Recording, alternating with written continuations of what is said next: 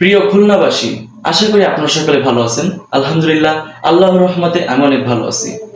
আজকে আসলাম আপনাদের সাথে আমার একটা মনের একটা কথা শেয়ার করার জন্য।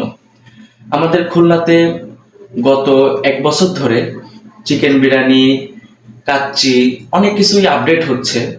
সো আমাদের চিকেন বিরিয়ানিটা কিন্তু 30 টাকা করে শুরু হয়েছিল যখন আসছিল, আর এখন 30 টাকা, 60 টাকা, 90 টাকা, 120 টাকা, 160 টাকা, 199 টাকা, এবং তারপর তো আছেই।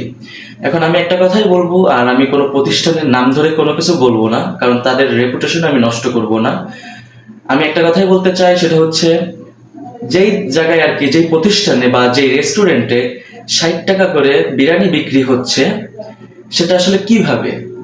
একটা মুরগি যদি কিনা হয়, তাহলে যদি সে একটা 2 কেজি ওজনের মুরগি কিনে, তাহলে কিন্তু পড়তেছে 400 টাকা। আর আমি যতটুকু জানি,